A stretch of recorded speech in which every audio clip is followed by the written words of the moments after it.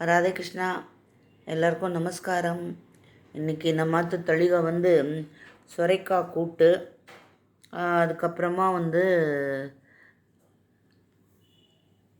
சாதம், அப்புறம் அவரைக்காய் என்னமோ அவங்க காரப்பொடி போட்டு பண்ணுவாங்களாம் அவங்க. நான் சொன்னேன் நாங்கள் காரப்பொடிலாம் போட மாட்டோம், நாங்கள் பச்சை மிளகா போடுவோம், அப்படி இல்லைன்னா வத்த மிளகா போட்டுட்டு, வத்த மிளகா போட்டால் தேங்காய் போட்டு பண்ணுவோம், இதெல்லாம் போட மாட்டோம் அப்படின்னேன். இல்லை ஒரு வாட்டி சாப்பிட்டு பாருங்கள் எப்படி இருக்குன்னு அப்படின்னாங்க. சரி அப்படின்னு சொல்லியிருக்கேன்.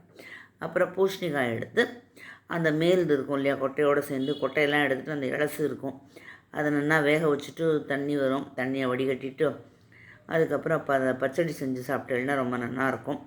அது என்ன பச்சை மிளகா அதெல்லாம் போட்டுட்டு உப்பு இதெல்லாம் போட வேண்டியது தான், போட்டு திரும்ப பறி கொட்டினேன்னா சரியாயிடும். தேங்க்ஸ் ஃபார் வாட்சிங்.